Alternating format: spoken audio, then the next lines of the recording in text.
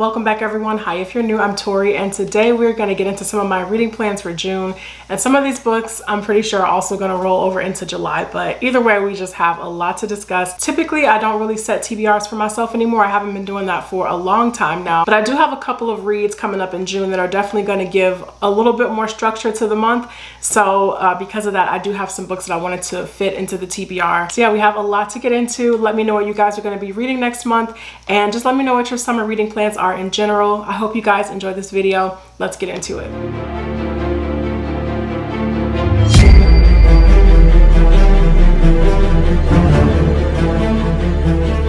First up, let's get into the two buddy reads that I have coming up. The first one is for Red Seas Under Red Skies. This is book 2 in the Gentleman Bastard series by Scott Lynch. I'm going to be buddy reading this one with Ty from Ty's Book Corner. You guys already know I love Ty. I love her content, and if you're not subscribed to her, I'm not really sure what you're doing at this point. She reads a lot of great thrillers and mysteries and sci-fi, fantasy. So like I mentioned, this is the sequel to The Lies of Locke Lamora, which the two of us actually buddy read together last year and really enjoyed. Picking up Lies of Locke Lamora last year was actually a reread for me, but at the time I didn't remember anything that had happened in the book because I read it so many years ago. The only thing that I really remembered going into it was how much I loved Comore as a setting, and I remember like really enjoying Locke and Jean's relationship. And when I read it back in 2016, I just remember coming out of that experience thinking, oh my god, like this is incredible. But actually it's funny, on the reread last year when I finished it, I didn't love it quite as much. I still really enjoyed it, but it definitely got taken down a notch. And now at this point I think I just really enjoyed it instead of like, oh my god, it was incredible. But either way, I'm very excited for the sequel, and one of my goals was to actually catch up to the series. I know it's not finished, but I just wanted to catch up to where Scott Lynch left off. I have high expectations for this,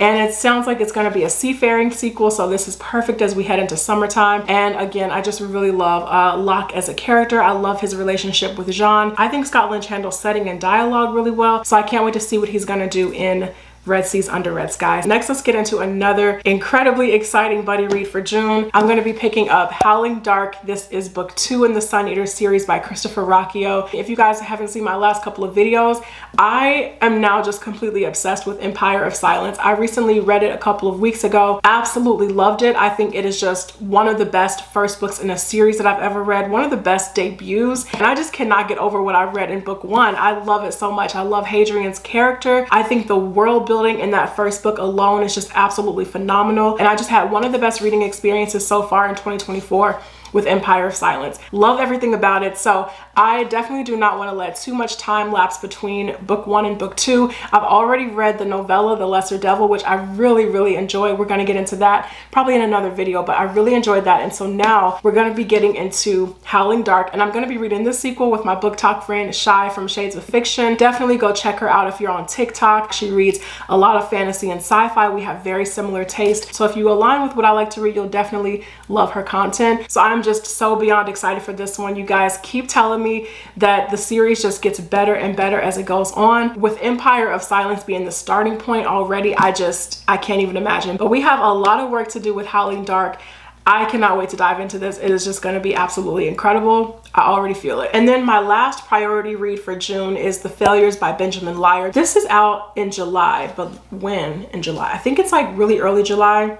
July 2nd. This is coming up real fast. So it's out on July 2nd. Huge thank you to DAW for the early physical copy of this. When they reached out and I saw the blurb for this, I just immediately said, yes, this just speaks to me. This is a blend of apocalyptic science fiction. So already you got me. Apocalyptic sci-fi, and it's also a blend of epic fantasy, and it just sounds like a really incredible world. This is the first book in the Wonderland series, and the back of the book just says that it's about a scattered group of unlikely heroes traveling across their broken mechanical planet to stave off an eternal darkness. Apocalyptic and post-apocalyptic sci-fi are buzzwords for me, so I really didn't need to hear anything else. And the book is pretty long too. My copy here is just about 527 pages or so.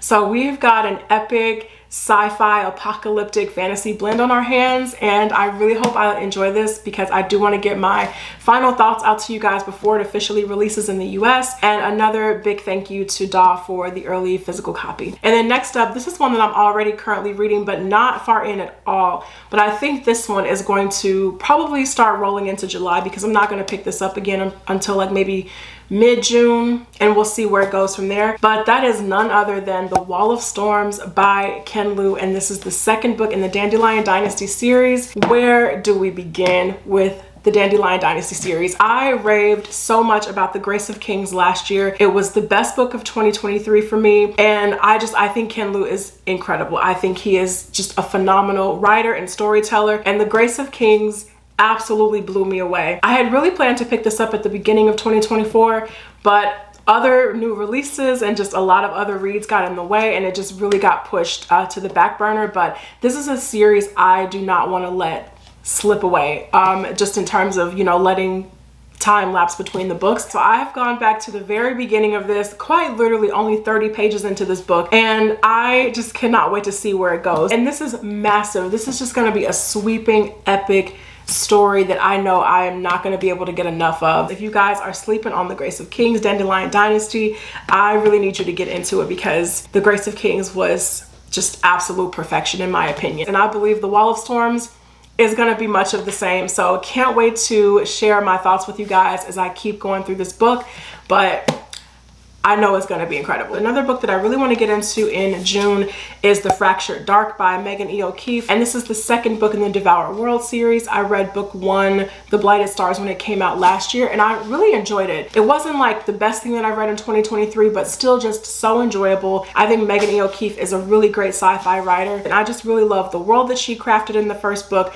I really enjoyed the dynamic between the two main characters. There is somewhat of a little relationship that starts to develop between the two of them as the first book goes on, which I wasn't that interested in, because I really thought the politics of the world and just, you know, the dynamics between the powerful families, I thought that was so much more exciting than some of the things that were happening between our two characters, Tarquin and Naira. But nonetheless, I am excited to see where things go in book 2. They uncovered some just really wild just conspiracies and cover-ups and things in the first book that are, I think, really going to be driving much of the story in book 2. So can't wait to see where it goes. Again, I really hope we get a little bit more of the political dynamics between the families, and I will be interested to see how the relationship between the characters develops a little bit more in this book, and just to see if it can get me on board with the little elements of romance that started to build in book 1. Next up, I have Noumenon by Marina J. Lostetter. This is another sci-fi novel here, and it's the same author as The Helm of Midnight, which I read last year as well and just loved so much. That's another sequel that I need to prioritize, The Cage of Dark Hours.